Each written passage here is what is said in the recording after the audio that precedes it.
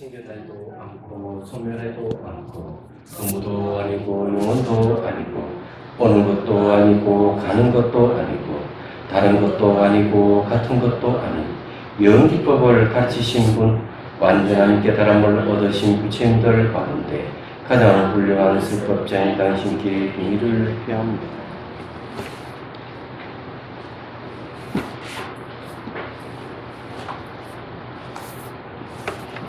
오늘 8번째 이야기입니다.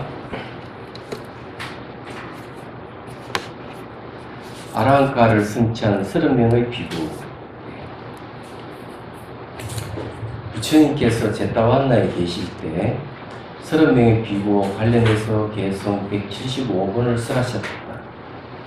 어느 날 30명의 비구들이 먼 지방에서 부처님을 만나보려고 찾아왔다. 아난다 장로는 비구들이 와서 부처님을 칭견하는 것을 보고 생각했다. 비구들이 부처님을 칭견하고 나올 때까지 밖에서 기다려야겠다. 부처님께서는 비구들과 다정하게 인사말을 주고받고 그들에게 법문을 하셨다. 비구들은 부처님의 법문을 듣고 아라한가를 승차하여 하늘로 날라올라 떠나갔다. 나는 장로는 시간이 한참 지나도록 비구들이 나오지 않자 방으로 들어가 부처님께 여쭈었다. 부처님이시여, 30명의 비구들이 여기 왔었는데 어디 있습니까? 그들은 떠나갔다. 제가 문 앞에 있으면서 그들이 가는 것을 보지 못했는데 어떤 길로 갔단 말입니까? 공중으로 떠나갔다. 이 아라한 정도 되면은 신통이 육신통을 갖추기 때문에 이 하늘 날아갈 수가 있죠. 부처님이시여, 그들은 이미 번뇌를 다한 아라한이었습니까? 그렇다 않는다요. 그들은 나의 법문을 듣고 아라한가를 성취했다. 그때 몇만의 백조들이 호궁으로 날아가는 걸 보고 부처님께 말씀하셨다 않는다요. 4가지 성취 수단을 완전히 개발한 사람은 백조처럼 호궁으로 날아갈 수 있다. 거기 4가지 성취 수단이라는 말이 있죠. 210추를 보십시다. 4가지 성취 수단은 사신족, 사의족이라고 하요. 보자.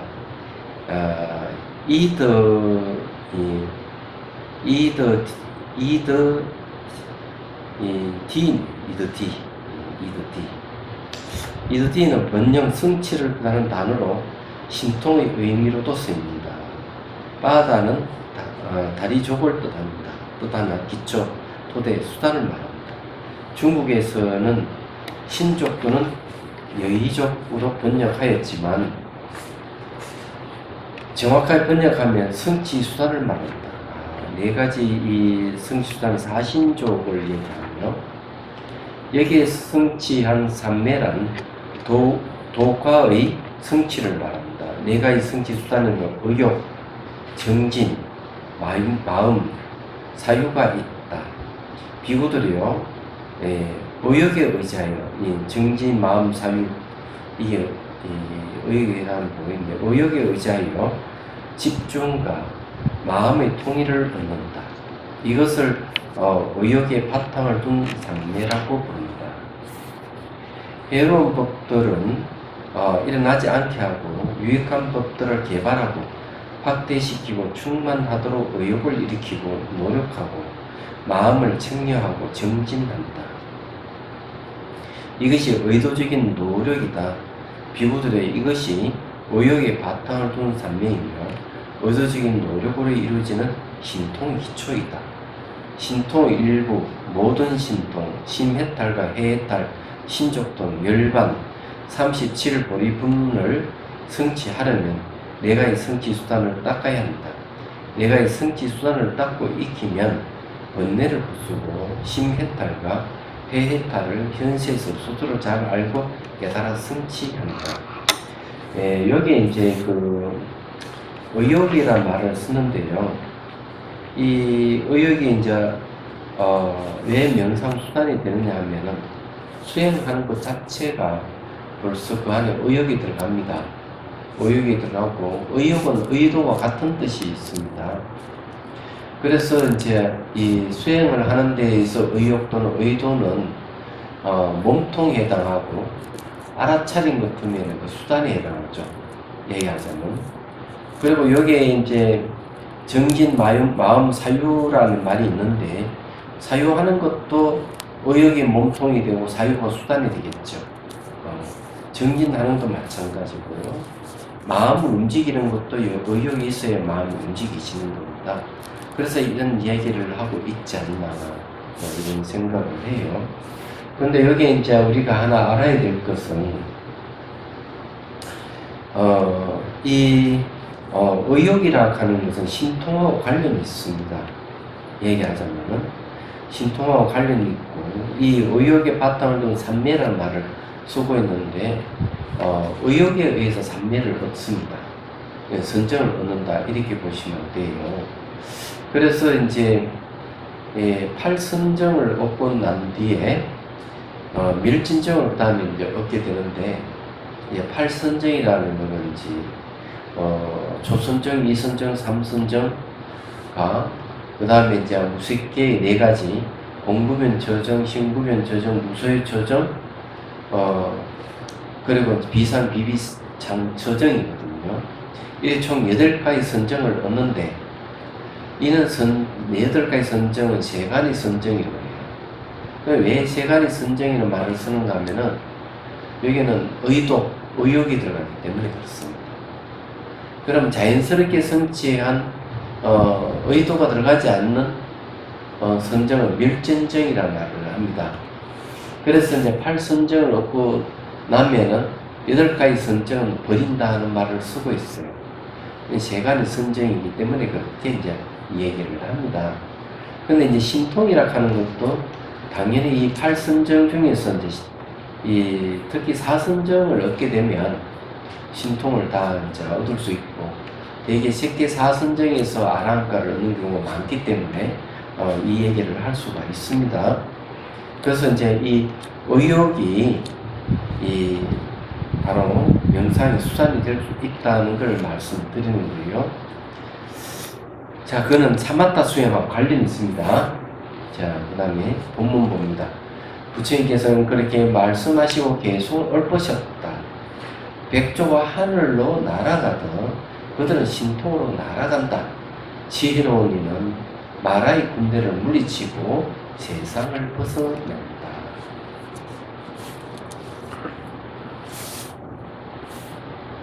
자, 그러면 신통이 뭔지를 한번 보죠. 211줄을 보십시오. 신통 변화의 지혜로 경전에 나오는 정형군은 다음과 같다. 그는 하나인 채 여럿이 되기도 하고 여럿이 되었다가 하나가 되기도 합니다. 이건 신족통이네요. 나타났다 사라졌다 하고 벽이나 담이나 산을 아무런 장애 없이 통과하기를 마치 호응처럼 합니다. 땅에서도 떠올랐다 잠겼다 하기를 물속에서처럼 합니다. 가부장한 채 호공을 날아가기를 새처럼 합니다. 저 막강하고 위력적인 태양과 달을 손으로 만져서 등기도 하고 심지어 저 멀리 범천의 세상까지도 몸의 자유자재함을 바랍니다.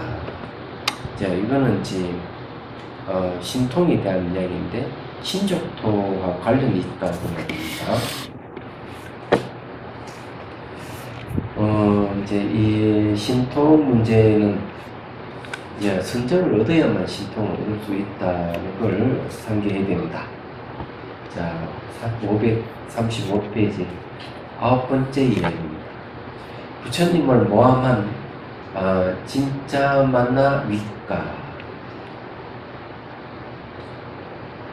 부처님께서 제타만나에 계실 때 진짜 만나 윗가와 관련해서 개성 176번을 쓰셨습니다. 심력을 지니신 부처님께서 일체지를 얻었을 때 제자들이 점점 늘어나고 무수히 많은 신과 인간들이 성스러운 땅에 내려왔다. 자, 일체지락하는 말은 일체 모동을 아는 지혜, 다른 말로 하면 정각, 바른 깨달음을 얘기합니다.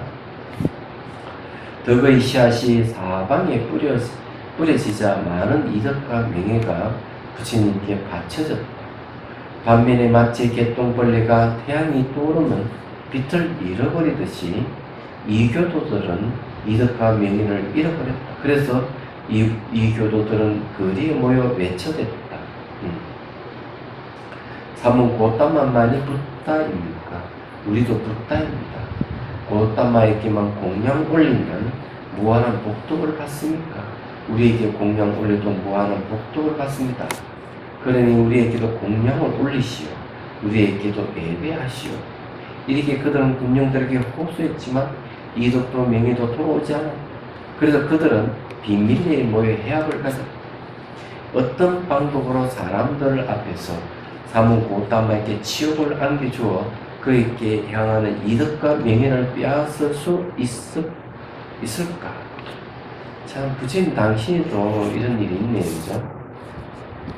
이때 사와띠에 짜짜 만나 위카라는 유행녀가 살고 있었다.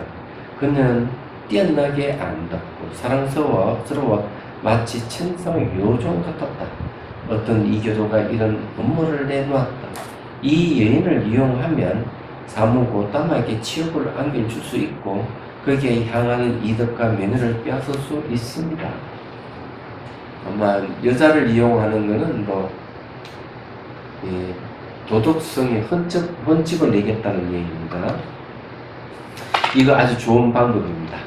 이교도들 모두 환호하며 그의 계략에 동의했다. 진짜 만나비가가 이교도의 사원으로 가서 삼배를 올려 기다렸지만 그에게 말을 거는 사람이 아무도 없다. 그녀는 어이없게 이런 거로 저에게 무슨 잘못이 있습니까? 세 번에 물어 대답이 없자 그녀가 다시 물었다. 제발 대답 좀 해주십시오. 제가 무슨 잘못을 저질렀습니까? 왜 아무 말씀도 하지 않습니까? 자매요. 그들은 우리에게 해를 끼치고 이득과 명예를 빼앗아가는 사문 어떤 말을 모르는가? 저는 모릅니다. 제가 무슨 도와드릴 일이라도 있습니까? 자매요. 우리와 잘 지내기를 원한다면 그대의 탁월한 미모와 재능을 이용해서 사무 고담마에게 치욕을 안겨주어 그에게 향하는 이득과 명예를 곧 끝장내게 하라. 잘 알겠습니다. 제가 모든 책임을 지고 실행에 옮기겠으니 결과에 대해 화내지 마십시오. 그냥 이렇게 말하구나. 그냥 소설 같은 얘기가 이제 전기되네요. 이 부처님 당시에도 무수한 일들이 많이 이제 일어났다는 걸 알 수가 있어요. 그때부터 그녀는 목적을 이루기 위해 여인의 타고난 능력을 이용했다. 사와띠 주민들이 제타완의 법문을 듣고 집으로 돌아갈 때 그녀는 분홍색 옷을 입고 향과 꽃을 두고 제타완나 쪽으로 걸어갔다. 사람들이 이 상황을 생각하면 그녀에게 물었다. 지금 이 시간에 어디로 가십니까? 제가 어디로 가든지 무슨 상관이에요? 그녀는 제타완나 사원 근처 이교도의 사원에서 밤을 보내고 다음날 아침에 시민들이 부처님께 아침 인사를 드렸고 도시에서 나올 때 그녀는 반대로 도시로 들어갔다. 사람들이 또 그녀를 보고 이상하게 물었다. 어디서 밤을 보냈어요? 내가 어디서 밤을 보내건 그게 무슨 상관이죠? 한 달 반이 지나서 사람들이 물을 때마다 그녀는 이렇게 대답했다. 제타완나의 간다 뿌떼에서 사무 고담마와 함께 밤을 보냈어요. 이제 한 달 반이 지났을 때 이제 대답을 하는 거죠. 아직 수다왕과도 성취하지 못한 신도들은 그녀의 말을 듣고 부처님에 대한 의욕과 불신의 감정이 삭혔다. 이 도덕성이 흠집내는 겁니다. 요즘 우리나라에 이 도덕성 문제를 시끌벅적한 제도가 하나 있죠. 청문회입니다. 청문회는 이제 이 고위공직자 장관을 하려는 사람들을 검증하죠. 그럼 거기에서 가장 이제 문제를 제기 많이 하는 것이 도덕성 헌집 얘기입니다. 그래서 이 도덕성이 문제되는 걸 낱낱이 국회의원들을 찾아가지고 이 사람 이러이러한 이게 도덕행위 하다가 있으니까 안 되겠다 이렇게. 그래서 역대로 보면 그렇게 떨어진 사람은 여럿이 있습니다. 대체로 보면은. 그래서 이제 이 고위공직자가 되려고 그러면 도덕적으로 깨끗해야 돼요. 그리고 또 능력도 있어야 되고,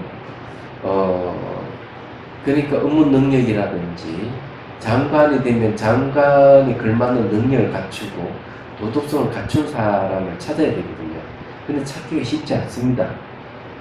왜 그러냐 하면 우리는 경제 성장을 해오면서 좀 먹고 살만한 사람들, 명예와 지위가 있는 사람들은 편법을 통해 가지고 그 부를 취한 사람 꽤 많습니다. 얘기하잖아.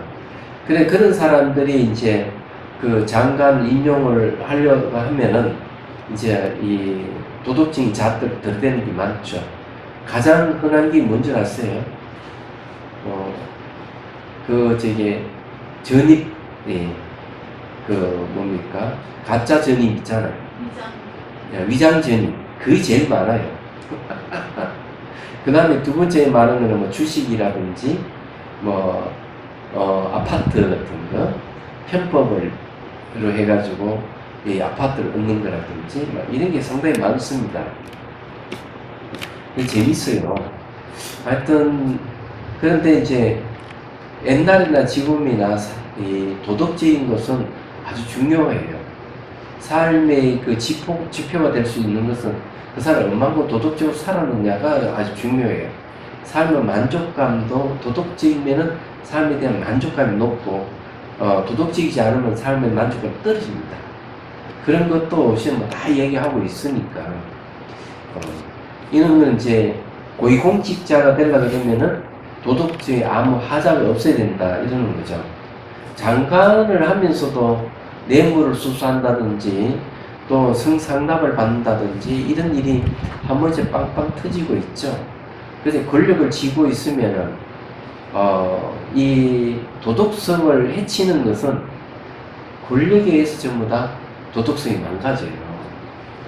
그렇기 때문에 이 장관을 하려는 사람들은 철저하게 도덕성을 따져야 됩니다. 사실은요. 자, 이제 봅시다. 자, 이 의욕과 불신의 감정이 삭혔다. 이 말이 사실이냐? 사실이야. 거짓말이야. 3, 4개월이 지나자 그녀는 임신한 것처럼 보이게 하려고 배에 헝겊을 감고 분홍색 임산부 옷을 입고 돌아다니며 말했다. 나는 사문 고땀의 아이를 뵀습니다. 그녀는 그렇게 어리석은 사람으로 속였다. 8, 9개월이 지나자 그녀는 배에 나무 원판을 묶은 후 옷을 입고서 만삭의 여인처럼 부푸른 배를 툭툭 치고 허리와 손발을 두드리 가면서 몹시 피곤한 채 하며 저녁에 법방을 갔다. 부처님께서는 거룩하게 잠기는 법자에 앉아 법문을 하고 계셨다. 진짜 만나 위카는 부처님 앞에 서서 빛나는 법을 얻기 시작했다. 위대하신 사모님요, 대중들에게 법문하시다니 정말 위대하군요. 목소리는 달콤하고 입술은 아주 매끄럽군요. 그런데 제가 당신의 아이를 가졌는데 어쩌죠? 해산할 날이 며칠 남지 않았는데도 당신의 해산을 방조차도 구해주려고 하지 않고 버터기름이나 다른 필요한 것도 가져다 주지 않는군요. 당신이 해야 할 일에 신경 쓰지 않고 오살라 왕이나 아나타 핀티카나 위사카의 신도들에게 이 여인의 출산을 도와주라 라고 말 한마디도 하지 않는군요. 쾌감을 어떻게 즐기는지 잘 알면서도 태어날 아이를 돌보는 법은 전혀 모르는군요. 그녀는 마치 똥을 한 덩어리 들고 와서 얼굴에 똥칠하는 것처럼 그렇게 대중들 앞에서 부처님에게 악담을 하고 부처님께서는 법문을 멈추고 사자처럼 사자부를 토했다. 여인이여, 그대가 하는 말이 거짓인지 사실인지 그대와 나만이 아는 것이다. 그래 당신과 나만이 아는 것을 누가 사실인지 거짓인지 갈 수 있겠어요? 그 순간 삭과 천왕의 호흡 보자가 떨어지기 시작했다. 삭과 천왕은 원인이 무엇인지를 살펴보았다. 이 삭과 천왕은 인드라 신이죠. 신들의 왕이라고 얘기를 합니다. 그냥 천계에 있는 신들의 왕, 삭과 천왕이 이제 보자가 떨어진다는 건 이 무슨 일이 생겼다는 걸 뜻합니다. 그래서 이 지상을 내려보면서 살펴본 거죠. 짜짜 만니 위카가 거짓말로 부처님을 모함하고 있구나. 내려가서 이 문제를 깨끗하게 밝혀야겠다. 짠짜가 진짜군요. 진짜 만나 위카입니다. 천왕은 4명의 천신들을 데리고 내려갔다.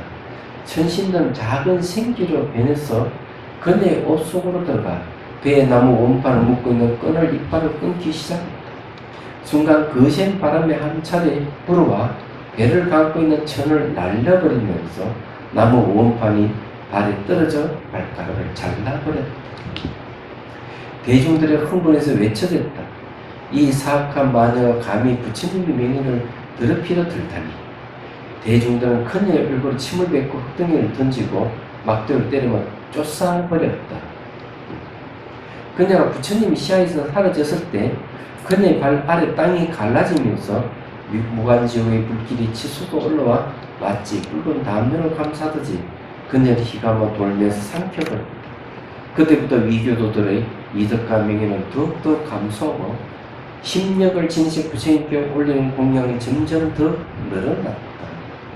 자, 여기에서 이제 이 진짜 많이 위카가 이제 부처님을 모함했던 그 갑으로 지옥에 떨어진 이야기를 했는데, 우리는 생각을 하죠. 아니, 그 정도 수준으로 정말 지옥에 떨어진 마음이 죄를 지었을까? 이렇게 생각을 할 수가 있는데, 여러분들이 이제 알아야 될 게 있어요. 동물을 죽이는 것보다는 사람을 죽이는 게 죄가 더 크다는 사실 아십니까? 이걸 생각하셔야 돼요. 동물들이 이 사람들이나 다른 동물에게 이롭게 할 수 있는 힘이 사람보다 훨씬 적습니다. 그리고 지능을 따지면은 인간이 훨씬 지능이 높지요. 그렇기 때문에 사람을 죽이면은 이 동물을 죽이는 것보다 죄가 크다는 걸 얘기를 하는 겁니다. 그러면 사람 중에서는 부처님을 속이고 부처님에게 위해를 가한다면 그건 어떻게 될까? 부처님은 수많은 사람들을 구제하시는 분인데, 그러면 그 부처님을 위해를 가한다면 거의 걸맞는 각오가 따르게 돼 있어요. 무슨 말 이해가 되시죠? 이거는 부처님이 너 나를 위해해서 너 지옥에 떨어져 해서 지옥에 떨어지는 게 아니고, 위해를 가한 진짜 만나 위카가 바로 그런 짓을 했기 때문에 그에 맞는 걸맞는 각오가 온 거예요. 이런 걸 잘 이해를 하셔야 돼요. 잘못하면은 부처님이 이 여인이 미워가지고 지옥에 빠뜨렸다 이렇게 얘기할 수가 있는데 전혀 그렇지 않다는 거예요. 그래서 자기가 지은 거는 자기가 받는 것이지 누가 대신해 주는 건 아니라는 사실을 이해하셔야 돼요. 자, 그 다음에 봅시다.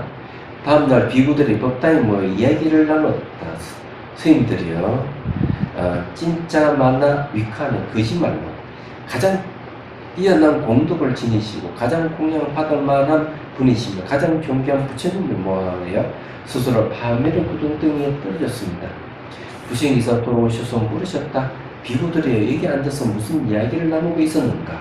비구들을 대자마자 부처님께서 말씀하셨다. 비구들의 그녀가 거짓으로 나를 모함한 것은 이번이 처음이 아니다. 과거 생에서도 또한 그런 일을 저질렀다. 부처님께서는 마하빠두마 자타카를 자세히 이야기하기 시작하셨다. 진난만나 위카의 과거생, 음란한 관계. 과거생에 진짜 만나 위카는 베나레스의 첫 번째 왕비가 죽자 두 번째를 맞아들인 왕비였다. 이때 보디사타는 첫 번째 왕비에게서 태어나 마하의 빠두마 왕자로 불리고 있었다. 음란한 왕비는 왕이 변방의 반란을 진압하려고 출전하고 없을 때 왕자를 자신의 심지를 끌어들여 함께 사랑을 즐기자고 유혹했다.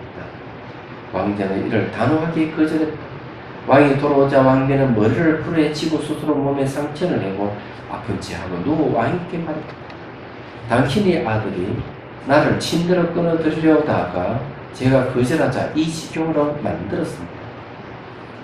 이 말을 듣는 왕은 불같이 솟아오른 화를 참지 못하고 보디사타를 강도들의 절벽을 던져버리게 했다. 절벽에 사는 신은 두 손으로 왕자를 붙잡은 목숨을 구해줬다. 그는 히말라야에 가서 출가의 수행자가 되었다.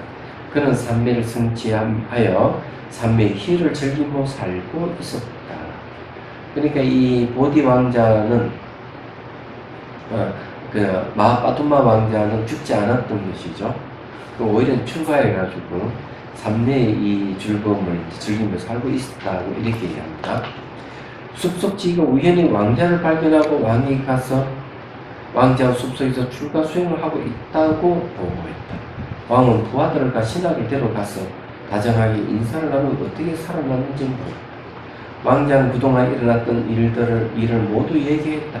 왕은 그에게 왕권을 물려주겠다고 제의했다. 그러나 보디사타는 보살은 왕의 제의를 거절하며 이렇게 훈계했다. 저는 나라를 다스리고 싶은 생각이 없습니다. 폐하께서 십성계를 깨뜨리지 말고 악행하지 말고 정법으로 바르게 왕국을 통치하십시오. 왕은 눈물을 흘리며 자리에 일어나 성으로 돌아갔다. 그는 돌아가면서 신하께 물었다. 이래 곱고 정직한 아들과 멀어지게 만든 것은 누구의 잘못이오?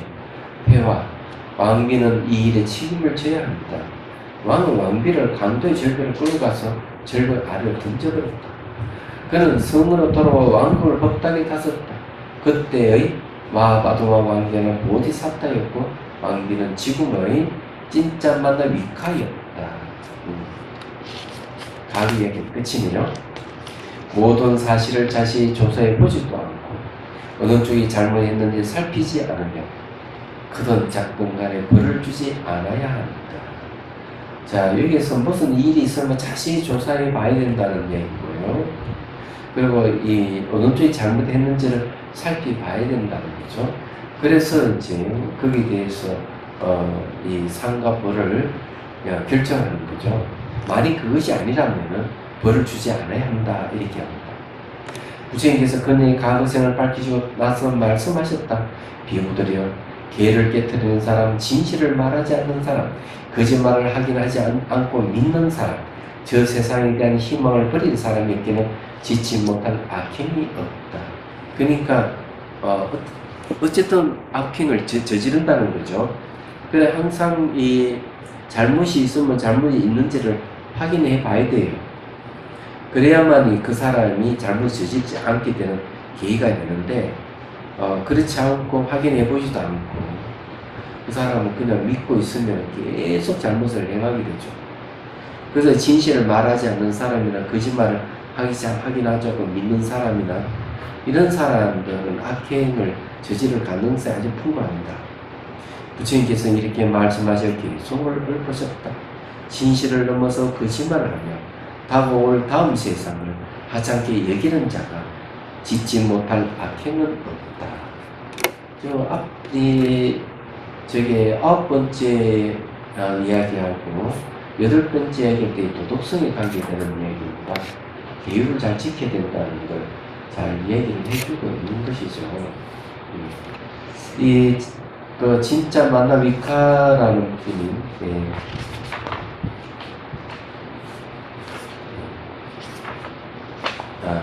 여덟 번째 이야기는 이제 아란에 대한 이야기였고요.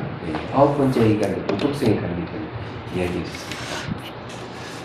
그래서 이게 이제 도덕적으로 하자가 있으면 큰 일을 펼 수가 없어요. 그리고 사람들이 신뢰를 잊기 때문에 무슨 말을 하더라도 신뢰가 가지 않으면 설사 그 말이 진실이라 하더라도 믿지 않게 되죠. 그런 걸 생각해 보면은 이 도덕적인 것이라는 게 굉장히 중요합니다. 믿고도 되죠, 그죠?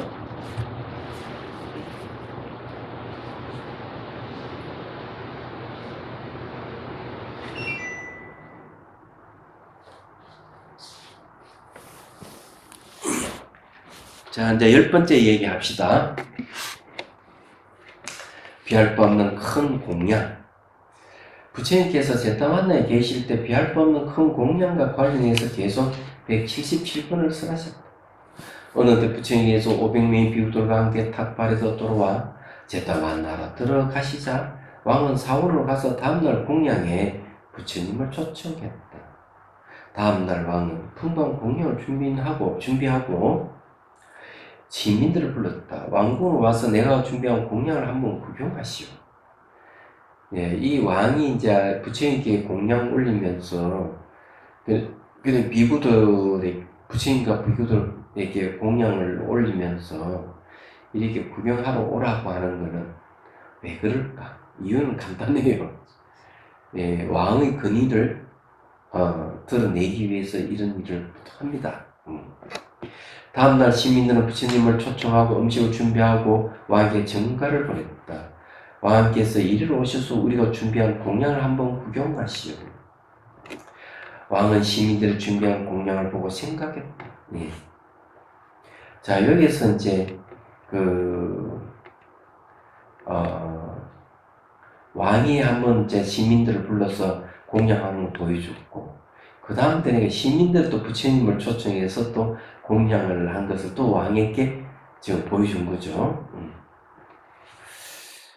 자, 왕은 시민들이 준비한 공양을 생각했다. 시민들이 나보다 더 풍부한 공양을 준비하다. 나는 이보다 더 훌륭하게 공양을 올려야겠다. 왕이 그 다음날 더 풍부한 공양을 준비해서 시민들이 와서 왕이 준비한 공양을 보고 그들도 왕에게 지지 않으려고 더욱더 큰 규모의 공양을 준비했다. 이렇게 왕도 시민들을 능가하지 못했고 시민들도 왕을 능가하지 못했다. 시민들은 6번이나 100배, 1000배로 공양을 준비하여 아무도 이 공양에는 무엇이 빠졌네라고 말할 수 없을 정도로 그건 완벽했다. 왕은 시민들 준비한 공양을 보고 생각이 잠겼다. 내가 시민들보다 더 훌륭하게 공양을 올지 못한다 하면 살아봤자 무슨 소용이 있을까? 왕은 들은 온갖 방법을 생각해 보았다. 이때 말리카 왕과 왕에게 와서 물었다. 폐하, 왜 여기에 누워 계십니까? 무슨 어려운 일이라도 있으십니까? 이 말리카 왕비는 천민 출신의 왕비입니다. 이건 잘 아시죠? 가장 사랑하는 왕비이기도 하고요. 당신은 이 일을 정말 모른단 말이에요. 폐하, 제가 어떻게 알겠습니까? 왕이 공양 올릴 문제를 자세히 말하다 말리카 왕비가 대답했다. 폐하, 어렵게 생각하지 마세요. 시민들이 왕을 능가했다는 말을 들었거나 본 적이 없습니다. 저에게 아주 좋은 계획이 있습니다. 말리카 왕비는 자신도 비할 바 없는 공양을 올리고 싶었다. 폐하, 500명의 스님들이 앉을 수 있는 거대한 천막을 세우라고 하세요. 이 천막에 가장 질 좋은 산라나무를 만들라고 하세요. 나머지 스님들은 천막 밖에 빈 둘러 앉게 하세요. 500개의 일산을 준비하게 하고 500마리 코끼리로 하여금 코로 일산을 들고 500명의 스님들을 더우게 하세요. 8개나 10개의 황금배를 천막 한가운데 놓으라고 하세요. 스님들 사이에 카티야 계급의 소녀들이 한 명씩 앉아서 향기 나는 불을 비벼서 향기를 물씬 풍기라고 하세요. 카티야 계급의 소녀를 한 명씩 배치하여 붙이라고 하세요. 카티야 계급의 소녀에게 향기가 나는 불을 비벼서 황금배에 집어넣어 스님들에게 향기를 맡게 하세요. 카티야 계급의 소녀에게 푸른 연꽃을 가져와 향기와 섞어서 황금배에 넣어 스님들에게 향기를 맡게 하세요. 이렇게 하면 시민들은 카티야 계급의 딸도 없고 일산도 없고 코끼리도 없었어. 결국 당신은 능가할 수 없어요. 당신은 이렇게 공양 올려야 합니다. 왕비가 조언을 해줬네요. 아주 좋은 생각이요. 당신의 기억 아주 훌륭하고 적지 왕비가 제안한 대로 명령을 내어 준비하겠다. 그런데 선님 한 명에게 배치할 코끼리 한 마리가 부족했다. 왕은 이 문제를 말리카와 상의했다. 코끼리 한 마리가 부족한데 어떻게 해야 하오? 무슨 말씀이세요? 500마리 코끼리가 없어요? 있긴 하지만 나머지 코끼리들은 길들이지 않는 난폭한 코끼리들 뿐이라고. 그 코끼리들은 스님들을 보면 변화무쌍한 계절풍처럼 난동을 부릴 것이고 공양에서 난장판되게 말 거예요. 폐하, 제가 난폭한 코끼리가 일산을 들고 서 있을 곳을 알아요. 어느 스님에게 난폭한 코끼리를 서 있게 하면 좋겠어. 앙굴리말라 장로님 뒤에 서 있게 하세요. 왕은 그대로 했다. 자, 이 앙굴리말라는 누구 있겠습니까? 99명을 죽인 살인만 스님이잖아요. 우리 앞에 배웠잖아요. 예. 이건 대단합니다. 그러니까 왕은 그대로 했다. 남포 코끼는 꼬리를 내리고 귀를 늘어뜨리고 눈을 감고 조용히 움직이지 않고 일산을 들고 서 있었다. 군중들이 그 코끼리를 보고 놀라운 일이라고 생각했다. 아니 어떻게 이렇게 저 코끼리가 예의 바르게 서 있을까? 그렇죠. 이 앙굴로마라도 아란이기 때문에 신통력이 있죠. 왕은 부처님과 스님들에게 시중을 들었다. 공양이 끝나자 그는 부처님께 삼배를 올리고 말씀드렸다. 부처님이시여, 사거나 비싸거나 여기 있는 물건을 전부 부처님께 올립니다. 이 공양을 올리는 단 하루에 1억 4천냥의 돈이 들어갔다. 4가지 값비싼 물건, 즉 하얀 일상과 쉴 수 있는 의자와 단상과 발판이 부처님께 올려졌다. 아무도 왕이 공양 올린 것만큼 부처님께 올릴 수 있는 사람은 없었다. 그래서 이런 공양을 비할 바 없는 큰 공양이라고 부른다. 이런 공양 모든 부처님들의 일생에 단 한 번 일어나며 여인이 항상 이 일을 추진한다. 왕에게는 깔라와 주나라는 대신이 있었다. 깔라는 이 공양을 보고 이렇게 생각했다. 왕에게는 왕의 재산이 이런 식으로 사라져 버리다니, 단 하루에 1억 4천냥을 낭비하다니, 이 사무는 진수성찬을 먹고 돌아가 누워 잠이나 자겠지? 왕의 재산이 이렇게 쓸데없이 낭비되다니. 자, 이거는요 아주 문제 있는 발언인데, 지금도 이걸 문제를 제기하는 사람이 있어요. 제가 송당 살 때 어느 거사가 그런 얘기를 했어요. 스님들은 일도 하지 않고 무의도식 하지 않느냐. 신도들이 갖다 주는 음식을 먹고 신도들 시주에서 삶에도 아무것도 하지 않고 무의도식 하지 않느냐 하고 발언한 적이 있습니다. 그리고 이 불자가 아닌 일반 사람들도 그렇게 생각하는 사람들이 많이 아직 있다는 걸 여러분 이해를 하셔야 돼요.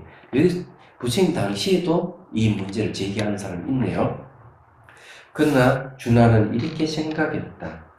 오, 왕이 정말 훌륭한 공양을 올렸다. 얼마나 감사한 일인가. 왕이 보세야 어떻게 이런 공양을 올릴 수 있겠는가. 게다가 이런 공양 공덕을 다른 사람들에게 양도할 수도 없는 것이다. 네. 자, 왕이 아니고는 과연 이런 공양을 올릴 수 있느냐 이랬죠. 그리고 이걸 전부 다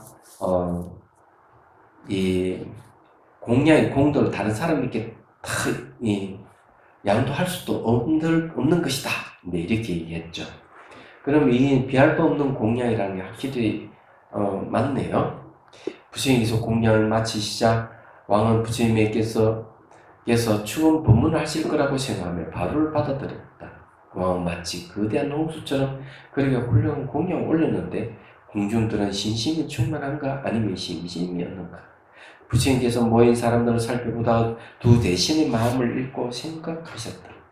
이 두 대신들이 생각한 것은 벌써 부처님이 알아차리셨죠. 이런 걸 타심통이라고 그럽니다.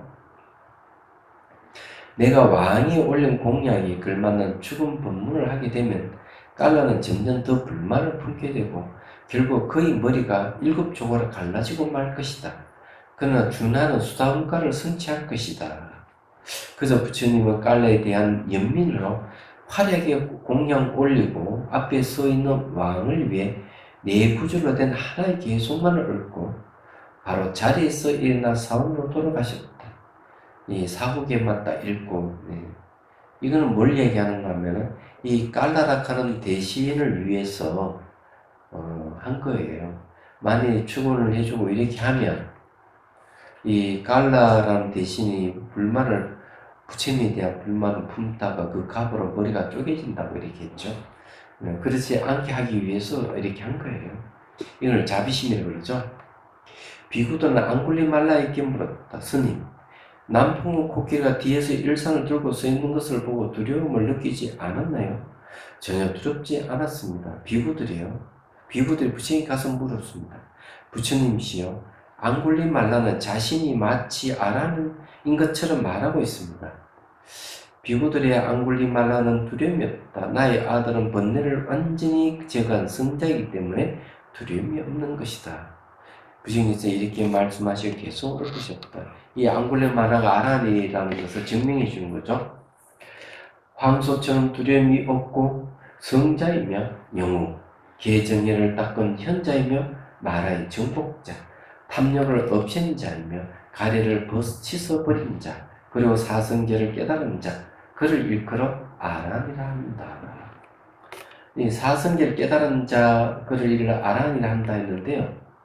사성제를 언제 완전하게 파악을 하느냐 하면은 이파사나 16단계 중에서 12번째 단계에서 사성제에 대한 정견을 바로 세우게 됩니다. 11번째가 이제 제 속에 대한, 현상에 대한 초연해지는 지혜를 얻죠. 그리고 이 사성계는 깨달아야 할 대상으로 얘기를 하고 있는데요. 우리가 알아야 될 것은 사성계는 이제 수행을 해서 그러니까 완전한 깨달음을 얻는 것까지 그 수행의 체계라고 하면 틀림없어요.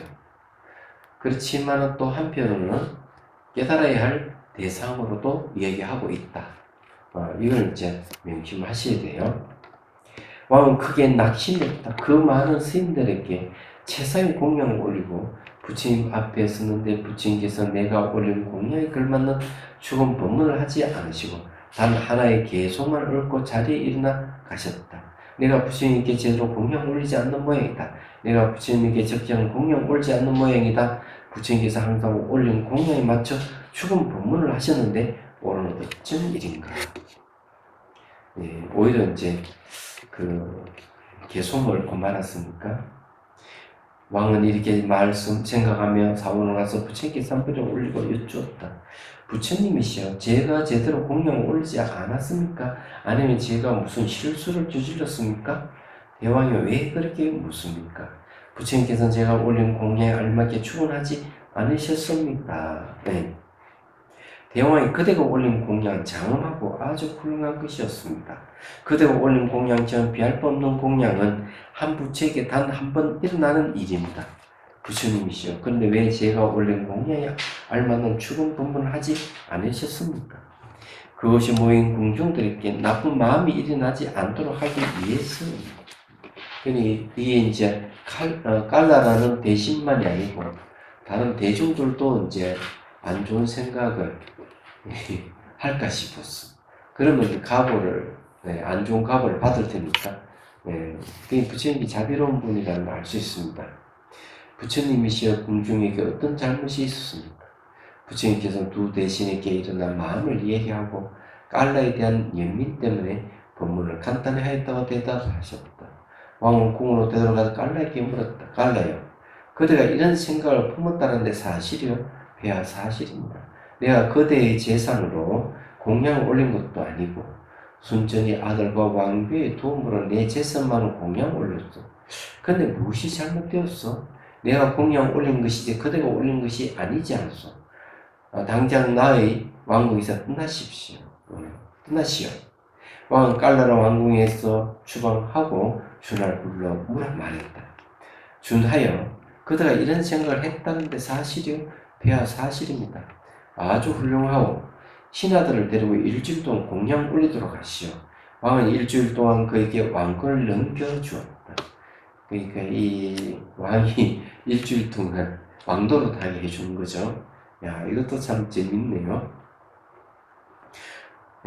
왕은 준하를 데리고 사원을 가서 부처님께 말씀드렸다. 부처님이시여, 어리석은 자가 했던 짓을 보십시오. 공양을 제가 올렸는데 그가 역정을 했습니다. 대왕이가 그렇습니다. 어리석은 자는 남이 올린 공양에도 즐거워하지 않아 가난하거나 낮은 세계에 태어납니다. 현명한 사람은 남이 올리는 공양의 가치 기뻐하고 죽으면 천상에 태어납니다. 자, 이거는 이제 수위 찬탄이란 말도 하겠지만은 지금도 이런 그 전통이 스리랑카에 있다고 하네요.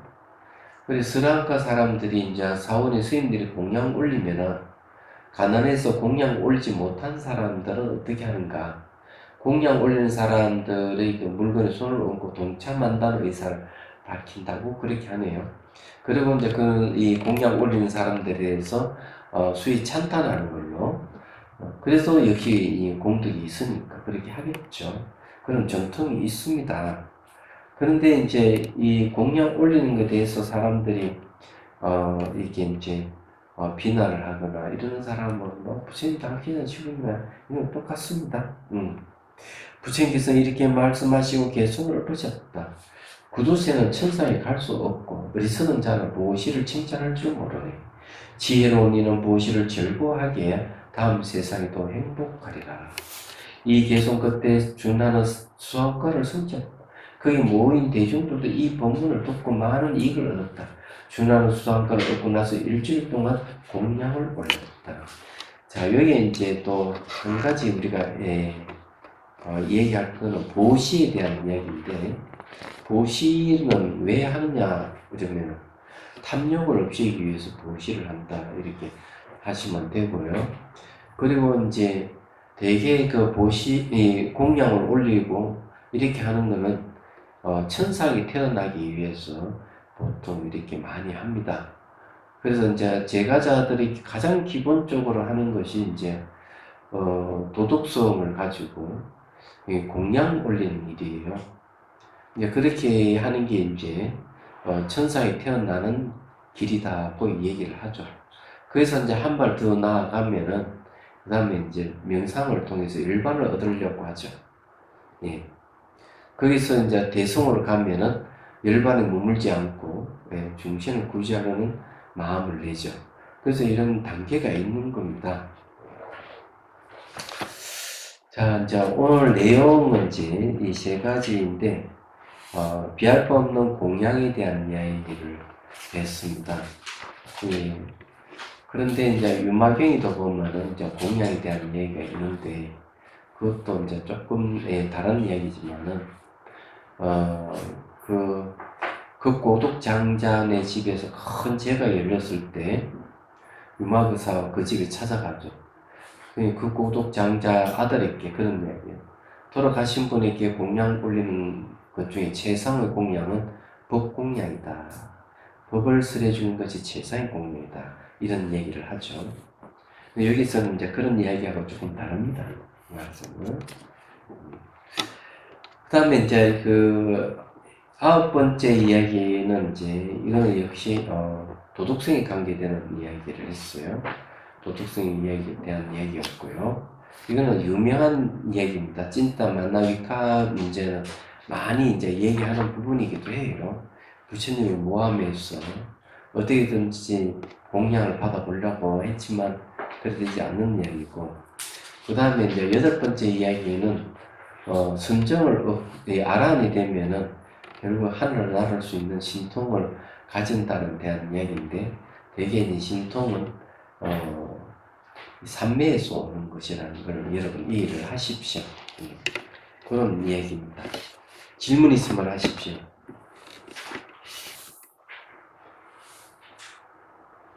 질문 없습니까?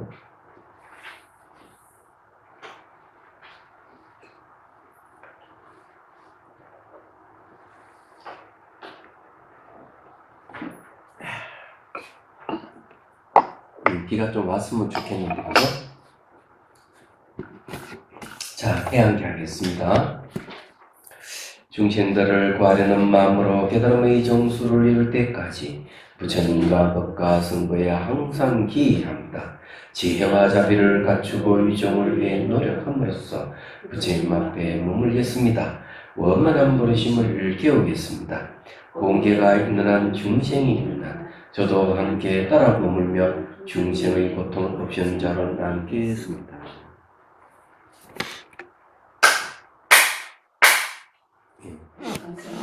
수고하셨어요.